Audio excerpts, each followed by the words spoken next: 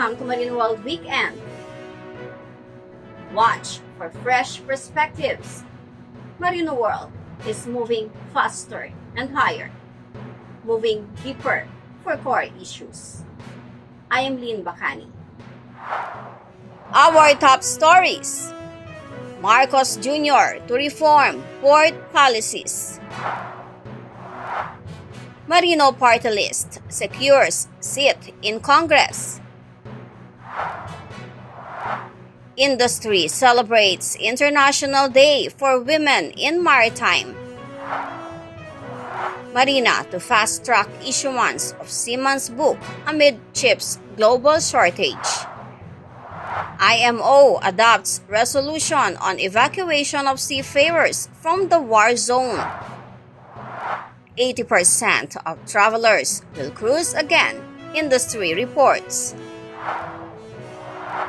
ATIENZA inter-island ferries inaugurates new vessel. The Maritime Industry Authority, or MARINA, led the industry celebrations of the International Day of Women in Maritime on May 18, held at the agency's central office in Manila and streamed live on its official FB page. Marina hosted panel discussions focused on the theme Overcoming Barriers and Challenges in the 21st Century. Resource speakers are FASTCAT EVP Mary Ann Pastrana and Philippine Coast Guard Commodore Midsi Silva Campo. Panelists include Women in Maritime Philippines President Merly Jimenez San Pedro, Alma Maritime Group President Cristina Garcia, Third Officer Judel Ibarrientos Garing, and Marina Directors Nenita Atienza and Sharon Aledo. During the pandemic, we experienced a decline in our revenue by 80%. So you can imagine how we are still alive right now. 80% down in revenues, but what made us survive is the cargo. We did not stop since day one. That's why we consider our seafarers and our team, of course, starting with our president, si Mr. Pastrana po, didn't stop working since day one. We carried cargoes to the islands, and if I go to the islands, they would say, what if you stop carrying cargoes? Paano na lang kaya yung mga isla? So that's when we realized the importance of what we do and the importance of shipping. In all policies, strategies, projects, and structures and mechanism, pays, benefits, including the hiring of personnel, we always make sure that gender sensitivity and gender awareness and development is included in all our policies. And with the institutionalization of GOD, we were able to hire more female personnel in the Philippine Coast Guard, and we have policies on assignment of personnel that is equal regardless of gender. So noon, very limited kami na umakyat sa barko kasi sabi nila mabubuntis lang kami kung akyat kami ng barko. But now we have a very open, big opportunity for women. Still struggle pa rin as an officer na female kasi minsan, in my last vessel, parang hindi pa rin, kahit officer ka na, hindi pa rin sa'yo yung full trust eh. They still see you as a woman. In my vessels, I never see, hindi ako yung parang sinasabi mo na magpapabebe. Yung sasabihin ko na hindi ko kaya yung trabaho. Always akong go, oo, kaya ko yan. Hindi ako yung nagpapakita ng mahina. As long as kaya ko and safe, I will do the job. But kasi traditional thinking pa rin yung ibang seafarers.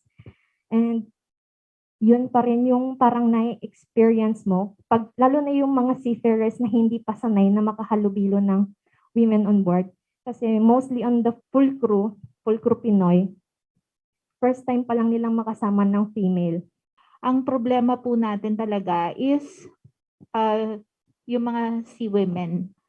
Kasi there are a lot of companies who wants to support the call of IMO to give more opportunities to women. However, there are still ship owners or ship managers who are reluctant to do so. As I've said earlier, if you have a European counterpart, yung mga ship owners or ship managers, they would openly welcome women. However, the challenge would be, eto na nga, yung mga Filipinos natin, if it's a full Filipino entity, or yung mga neighboring countries natin who are still not convinced that women can do the same job as male. In 2021, the IMO Assembly adopted a resolution proclaiming an International Day for Women in Maritime on 18th of May each year. The day celebrates women in the industry and is intended to promote the recruitment, retention, and sustained employment of women in the maritime sector, raise the profile of women in maritime, strengthen IMO's commitment to the United Nations Sustainable Development Goal 5, gender equality, and support work to address the current gender imbalance in maritime.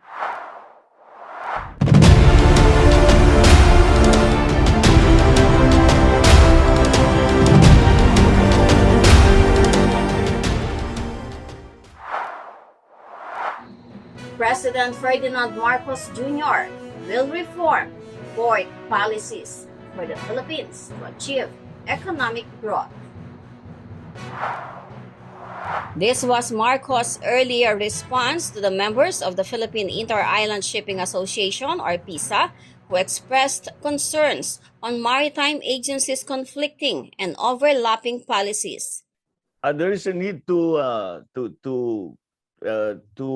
streamline or to rationalize, let's put it that way, the regulations, the laws, regulations among all the maritime agencies, the agencies you mentioned, Marina, PPA, Coast Guard, OTS, CPA, all of these have functions that have been mandated to them, and there are, as the years have gone by, have been many areas where there is commonality. In other words, there's conflict. Marcos agreed with the stakeholders' observation that there is a conflict of interest on the Philippine Ports Authority, or PPA's regulatory and developmental functions. He also expressed readiness to accept suggestions from the private sector, as they are the experts of the industry. Well, that's clear enough. That, as you say, there's no check and balance, so that should be those functions should immediately be separated. I think because it is a corporation, the conflict of interest is clearly the profit motive of any corporation, government owned or otherwise. But it's a profit motive, so okay, they need to show that the corporation is functioning properly. However, if they are also making the regulations, then it would be like a corporation, a government-owned corporation operating in an industry and making also the regulations for that industry. And so, yes, I can see how that could be a problem. So I think perhaps we should return it once again. Perhaps PPA should go back to its primary function of being a regulatory body rather than a government-owned corporation. So there needs to be a body somehow, by a governmental body that monitors and regulates the functions, the operations, and also provides policy as to how to handle the industry. So that is very clear. So we agree in that the PPA's conflict of interest derives from its nature as a corporation, government-owned corporation. So that is immediate. That is an immediate thing that we will have to fix. That is something that does not really make sense. I think what happens is that the laws and the regulations evolve over time, And patong-patong na yung mga regulations, patong-patong na yung mga batas. Before you know it, we have these contradictions. So let us re-examine. We have to codify once again.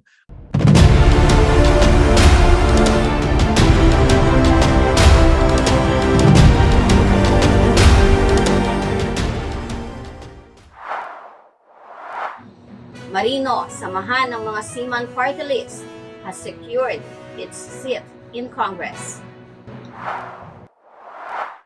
As of the latest count, Marino party list is set to win at least one congressional seat, garnering 517,887 votes, or 1.43% of the total votes cast, according to COMELEC Transparency Media Server. Partial and unofficial results as of 10:32 a.m. May 13, representing 98.35% of the nationwide election returns. The party list system gives vent to views of identified marginal sectors as workings of democracy. The Constitution allots 20% lower House membership from party list nominees, maximum at 3 nominees each, dependent on votes they gather nationwide.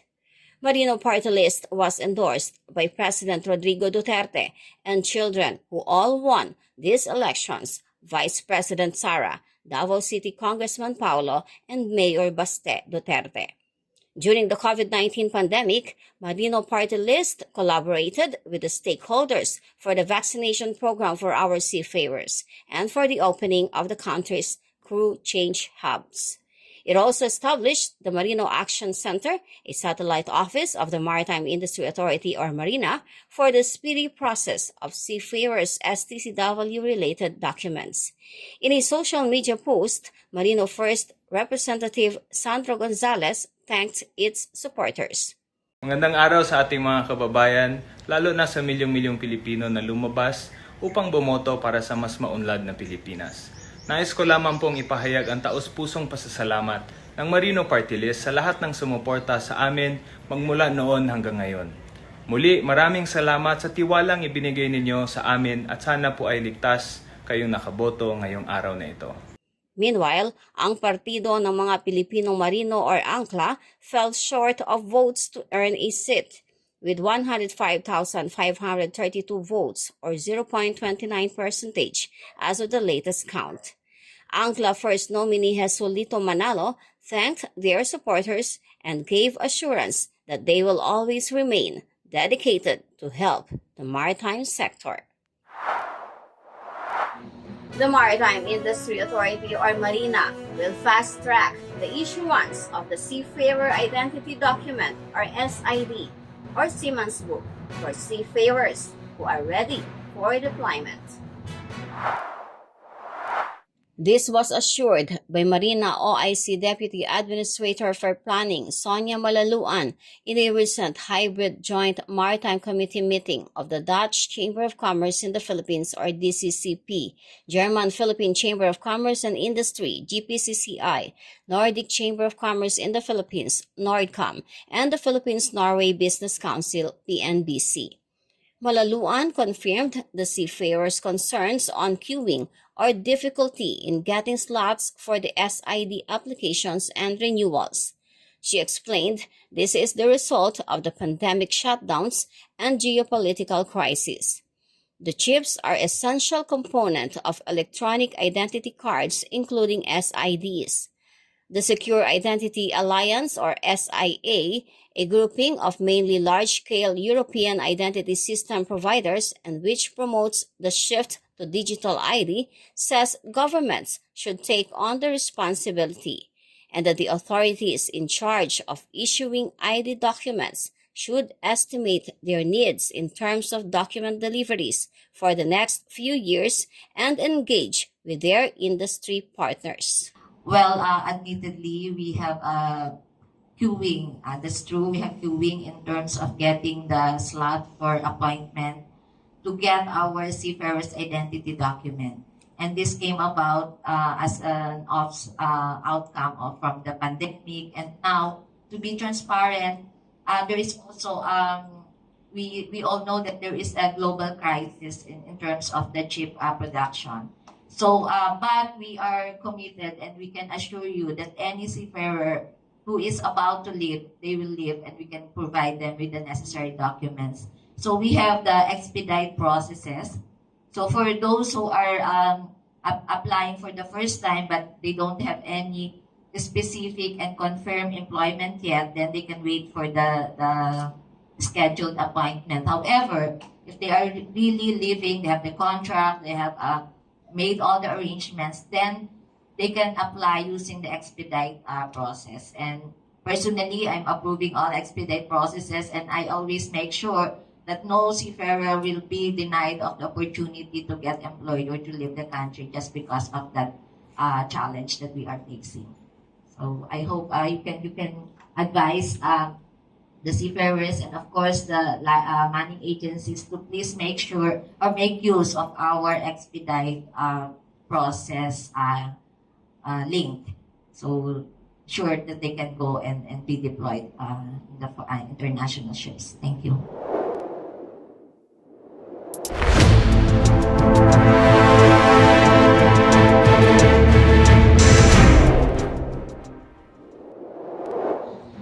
The International Maritime Organization, or IMO, Maritime Safety Committee, has adopted a resolution on actions to facilitate the urgent evacuation of seafarers from the war zone area in and around the Black Sea and the Sea of Azov as Russia invades Ukraine. The IMO expressed grave concern on ships and seafarers stranded in the areas, the collateral damage to many merchant ships, and the tragic injuries and deaths of seafarers as a result of the war. Reports say seafarers in some Ukrainian ports no longer have secure access to fresh food, water, and medical supplies. There are also reports of illegal seizure and detention of civilian ships, including SAR ships and their crews, all of which enjoy special protection under international humanitarian law. At the start of the conflict, approximately 2,000 seafarers were stranded aboard 94 vessels in Ukrainian ports. As of April 20, 84 merchant ships remain with nearly 500 seafarers on board, and this number continues to reduce. An estimated 1,500 seafarers have so far been repatriated. Manning levels have been reduced. Many ships have employed local shipkeepers to replace crew, and some ships have gone into cold layup with no crew remaining on board. IMO urged the member states and observer organizations to provide maximum assistance to seafarers caught up in the conflict, to raise concerns on the collateral impact of the war on seafarers, port workers, safety and security of navigation, global supply chains, and food security, and request the UN specialized agencies to seek a solution to alleviate these critical concerns, aiming to contribute to a peaceful solution. Nearly 80% of travelers who have cruised before say they will cruise again, according to a survey conducted by the Cruise Lines International Association, or CLIA. CLIA is the world's largest cruise industry trade association, a leading authority of the global cruise community.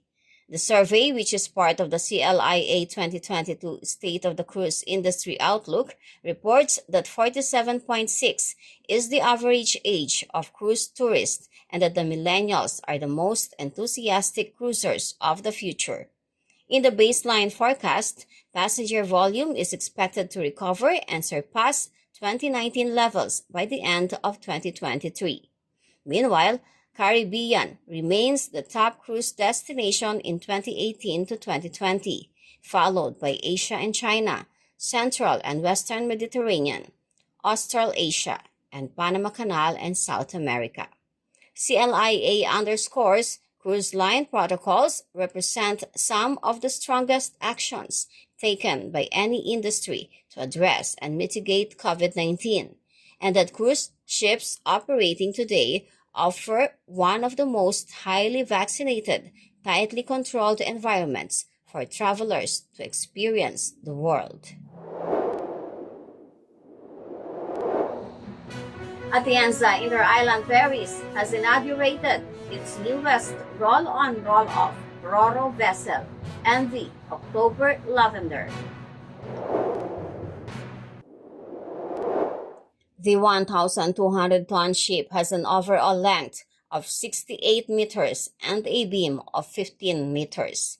It is built by Filipino-owned shipyard RAJ&T Marine Services based in Navotas. The MV October Lavender has started serving Coron, one of the country's top tourist destinations. The ship can accommodate a maximum of 484 passengers and at least 16 trucks. MV October Lavender is now the ATIENZA's flagship and the biggest among its owned 9 fleet. Thank you for watching Marino World Weekend. Stay on board. Subscribe to Marino World Online for more meaningful maritime news and views. I am Lynn Bacani. God bless Maritime Philippines.